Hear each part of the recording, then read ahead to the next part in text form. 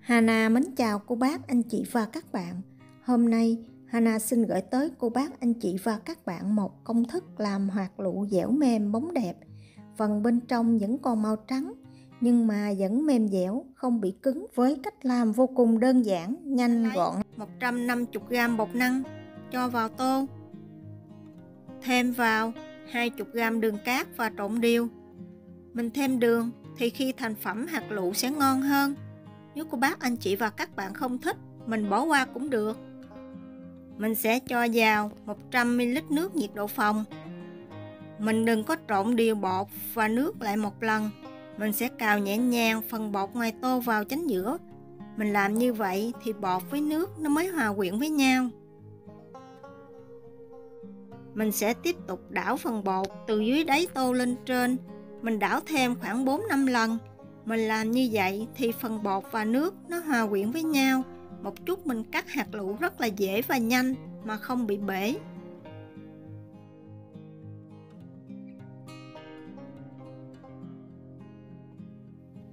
Phần bột sau khi trộn xong thì mình nhìn thấy trên mặt giống như còn nhiều nước. Nhưng mà khi mình nhúng tay vào và ấn nhẹ lên mặt bột thì phần bột không còn dính vô tay.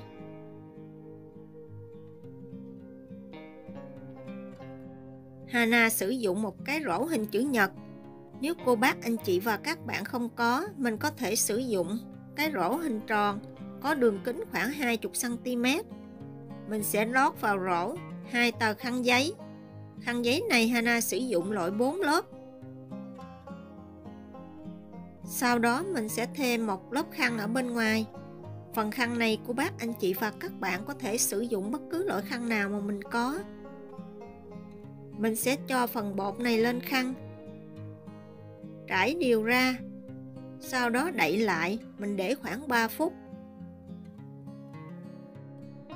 Nếu trên mặt bột xuất hiện những bong bóng thì cô bác, anh chị và các bạn mình nhớ làm vỡ những bong bóng này nha. Mình sẽ đậy lại tránh cho mặt bột bị khô. Mình để khoảng 3 phút. Sau 3 phút, mình sẽ pha màu để rưới lên mặt bột. Phần màu này Hana sử dụng 1/2 muỗng canh nước, 1 muỗng canh siro dâu, hoặc là không có, cô bác, anh chị và các bạn có thể lấy màu thực phẩm, màu củ dền hoặc là nước xì tin cũng được. Khuấy đều và mình sẽ đổ hết phần nước màu này lên mặt bột, tráng đều ra. Bây giờ không cần phải đậy khăn lại, mình để như vậy khoảng 5 phút cho bột thấm nước màu. Sau 5 phút, mình sẽ rây lên mặt bột 2 muỗng canh bột năng. Nếu không có rây, cô bác, anh chị và các bạn mình có thể dùng muỗng, mình múc và mình rưới từ từ lên mặt bột cũng được.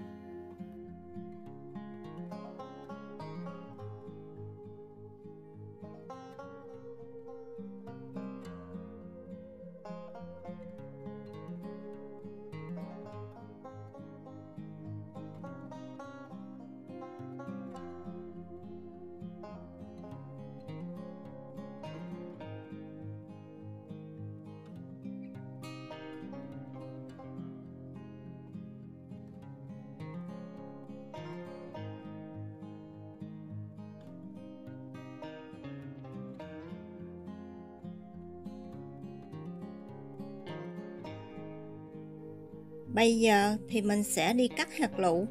Để giúp cho những hạt lựu không bị ẩm nước thì Hana cho một miếng khăn giấy lên trên thớt. Mình sẽ cho phần bột này lên, kéo đều 4 mép khăn ra.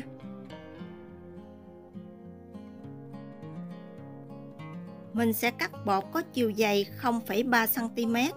Nếu cô bác, anh chị và các bạn trộn bột đúng cách như của Hana chỉ thì phần bột này rất là dễ cắt mà không bị bể. Xoay thớt lại, mình sẽ chia phần bột này ra làm hai cho dễ cắt. Mình cũng sẽ cắt bột dày 0,3cm.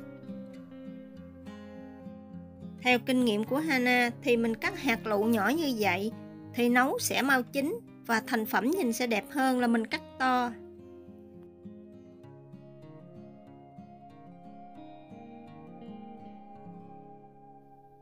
Mình sẽ cho thêm vào bột 1 muỗng canh bột năng giúp những viên bột không bị dính lại với nhau.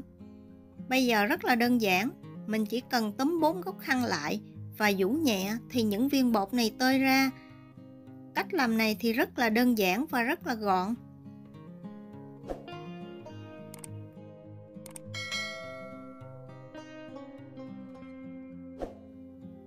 Nếu còn sót lại những viên bột nào bị dính thì cô bác anh chị và các bạn mình chỉ cần lấy tay gỡ nhẹ.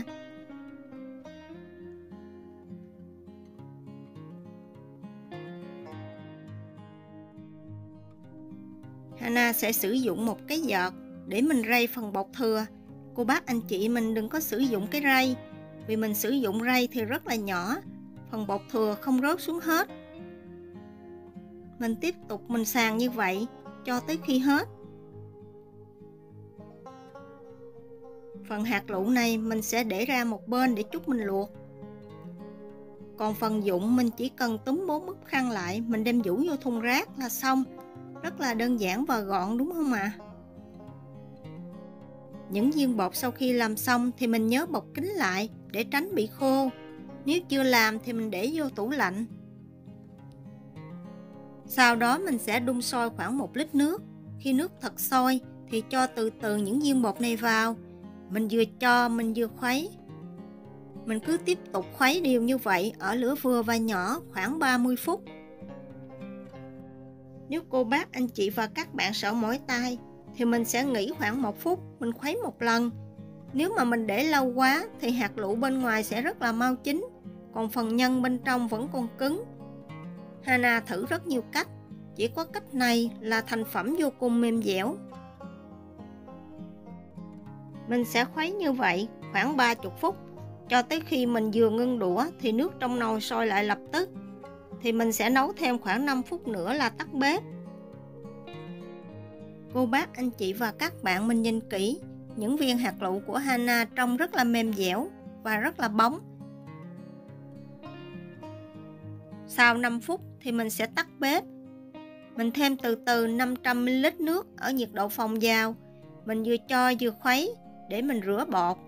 Nếu mà mình vớt trực tiếp ra tô nước lạnh thì những viên bột này sẽ ngậm nhiều nước và sẽ nở, nhìn nó không còn đẹp như lúc ban đầu.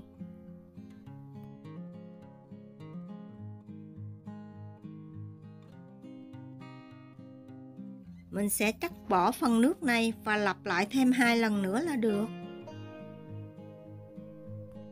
Hana đã thử rất nhiều cách và tốn gần 1 kg bột năng.